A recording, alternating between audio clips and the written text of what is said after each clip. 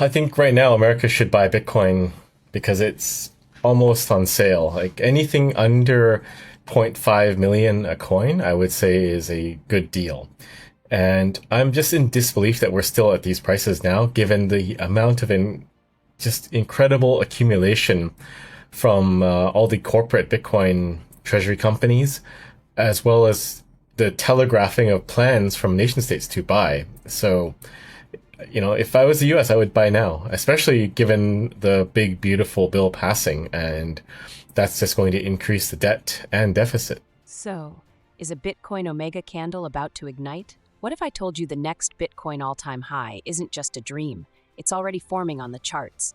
Samson Mow, the outspoken CEO of Jan 3, isn't throwing wild predictions into the wind. He's sounding the alarm. Start stacking Bitcoin before it's gone. With institutional giants quietly stepping in and corporations scrambling to secure their share of the finite supply, a supply squeeze could be just around the corner. And what happens when demand skyrockets while supply stays fixed? You guessed it, blast off. Mow believes we're on the brink of something massive, a potential Omega candle that could launch Bitcoin beyond $112,500. Sound crazy? Not to the experts who are eyeing $140,000 as a real possibility before year-end. Bitcoin mining is ramping up, global adoption is accelerating, and the market, it's getting hungrier by the hour. We're not just watching price action, we're witnessing a financial revolution unfold in real time. So before we dive into what Samson Mow has to say, do me a quick favor. Like this video to help more people see it. Comment below if you believe Bitcoin is about to break new ground. Subscribe and turn on notifications. We drop powerful crypto insights every single day. Now, let's hear straight from Samson Mow about why he believes Bitcoin's next move might just shock the world. Enjoy the video. It's never easy to talk to governments about Bitcoin. So I guess your question earlier was, what's the general state of things? And I would say the general state is very encouraging and optimistic. But as always, it's challenging to get nation-state Bitcoin adoption.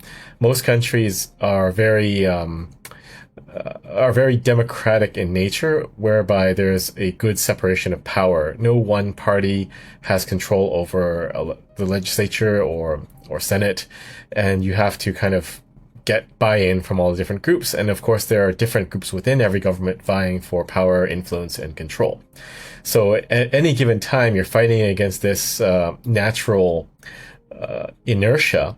But at the same time, all the governments are always dealing with some crisis in some form or fashion, either of their own making or from some externality. So it's very difficult, I think, to get governments to come on board. And we've kind of seen that in our efforts over the past few years at Jan 3. We get meetings, but the meetings, albeit encouraging, are usually just a step in the right direction, but without any concrete action. And I think it's to do with those reasons I outlined before.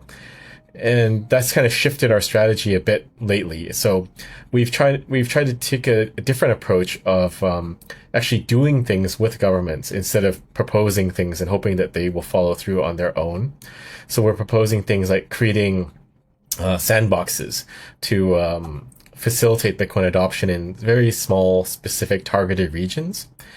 We started doing some groundwork for projects to start Bitcoin adoption, with maybe networks of ATMs or things in different countries too. So there's a lot of different things that we're trying differently now that are, I guess, supportive of the overall education and high-level engagement, but may lead to actual implementation of strategies faster than just pure engagement and discussion. You start at a grassroots level. You show that a community really can thrive using Bitcoin in a circular economy, and then other communities around them want to copy it, right?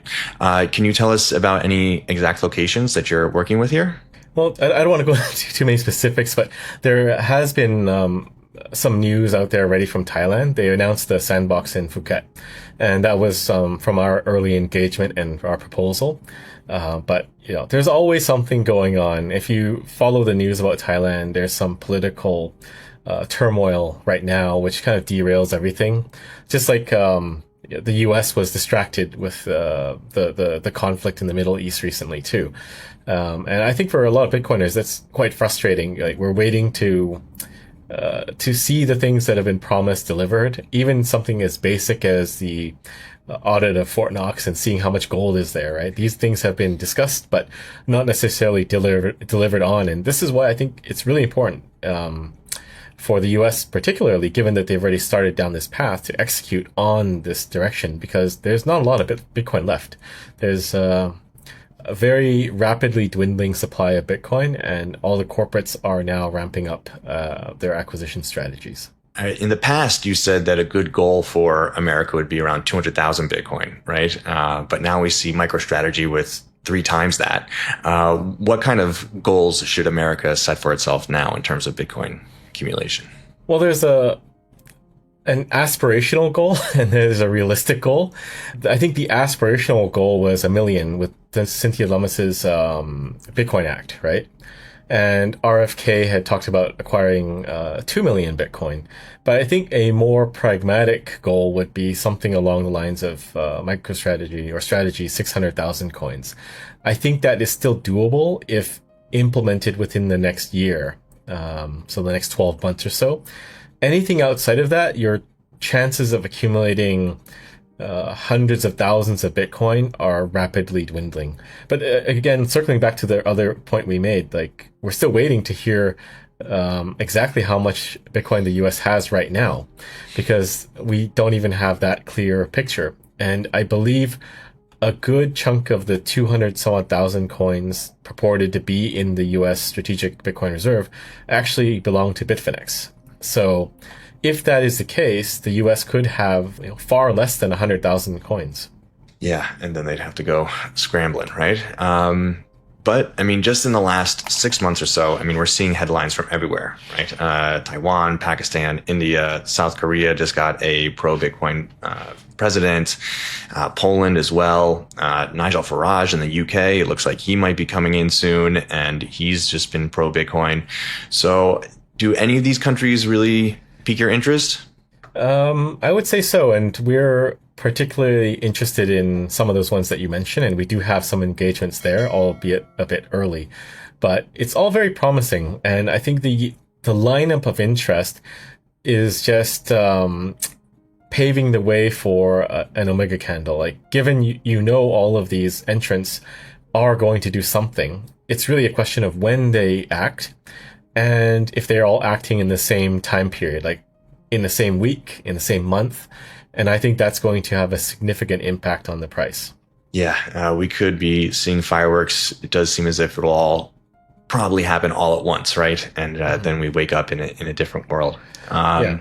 The biggest challenge, I think, is the governments are always distracted by something else. If the US was focused on executing on their Bitcoin strategy, I think they could have probably had something out the door already. But, the shift focused to the one big beautiful bill and other things. And I think these will have repercussions on the ability for the US to accumulate a significant sized reserve. Other impediments in the world when it comes to Bitcoin accumulation on a nation state level, it seems to be the IMF. So we just saw that today with Pakistan. They had plans to use their surplus energy for Bitcoin mining, but the IMF came in and said, hey, not too fast. Let's take a closer look at this. So have you had any experience dealing with the IMF, and why do you think that they are such a big roadblock? Well, I guess it depends on what your view is of the IMF. Like, are they a benevolent organization, or are they basically a loan shark? And if they are a loan shark, then they probably don't want countries actually getting out of debt so that they can keep on helping them. It's the incentive structure, right? If your organization exists to lend money, well, what happens when there's no one left to lend money to? You lose your job. And this is why countries keep electing socialist governments into power, because they keep on giving people free things. So they keep getting voted into power.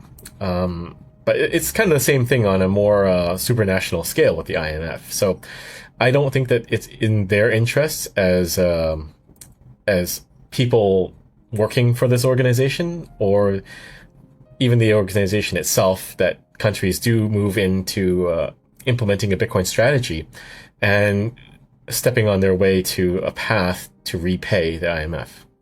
Yeah, and speaking of the IMF and deals with them, we had El Salvador, the first country to adopt Bitcoin as legal tender. But come 2024, 2025, they had to acquiesce and make a deal with the IMF. The debt situation there became a bit untenable, and they needed a loan.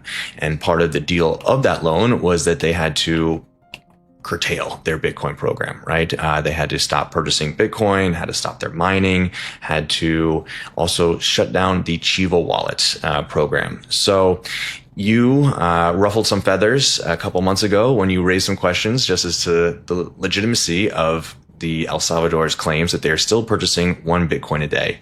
But the IMF comes out and says they're still within the rules of the agreement. So what is going on here, and why is it so important to figure out what's going on? Well, generally, we're not supposed to talk about what's happening there, really, right? It's not it's frowned upon. But yeah, I did ruffle some feathers unknowingly and without the intention to. But I think a lot of Bitcoiners are curious about what's happening exactly, and the communications are very unclear. It's more like, trust me, or trust us. We're still Bitcoin country and everything is great. But as Bitcoiners, I believe we are inclined to question things and try to seek clarity and answers, right? It's the whole premise of don't trust, verify. But it's not really clear what exactly is happening. President Bukele has said this, quote unquote, does not stop. I guess he's referring to their buying program. But it is very clear in the IMF agreement, which El Salvador agreed to, that they can't buy anymore, along with a number of other details like the unwinding of their fund to fuel the swaps between USD and BTC, as well as the Chivo wallet itself, like you mentioned. So you just have to choose who you want to believe. Either the IMF is lying or the other is true. Yeah, it's an interesting situation. And while they definitely had to take a step back from some of their Bitcoin program, it does still seem like Bitcoin country in some regards, right? I mean, you can still, Bitcoin is still widely accepted in places like Bitcoin Beach and Berlin, of course, and there's still a wide population of Bitcoiners within the country. And I still think that the mission does live on in some regard. But the wallet Chivo is closing down by the end of this month, it seems. And so people aren't quite sure what's going to happen. Maybe they will sell it. Maybe Tether or Bitfinex, who's coming into the country, could purchase it. But you yourself are the CEO of a company with a Bitcoin wallet. So let's talk about that. Aqua, the adoption. It's been 1 year, right? Tell us the story. How's it been going? It's a bit more than 1 year, but I would say the Aqua adoption story is going very well. We didn't expect it would take off so rapidly, but people love the concept of a simple, easy to use wallet that supports stablecoins, Bitcoin layer 2, and you can kind of swap between all these different layers. So we kind of hit a perfect product market fit on our first shot, which is pretty cool. And then we recently rolled out the beta of the Dolphin card. And again, that's seen a ton of interest from people. And again, to our surprise too. So we've kind of like hit 2 things out of the park on our first shot. And it's very encouraging, I would say. And that's a wrap on today's video. But before you go, let's talk predictions. Where do you see Bitcoin by the end of 2025? Could we be on the verge of an Omega candle? A breakout move just waiting to explode? And here's a big one. When do you think the United States will officially buy Bitcoin? Personally, I think it's already in motion, quietly, behind the scenes. But I want to hear from you. Drop your thoughts in the comments. Let's spark a real conversation. And if you got value from this video, smash the like button. It helps us reach more viewers like you. Share this with someone who needs to be part of the conversation. And if you haven't already, make sure to subscribe and turn on notifications so you never miss a future drop. Because we're just getting started. The next move in crypto, it might be the one that changes everything. See you in the next one.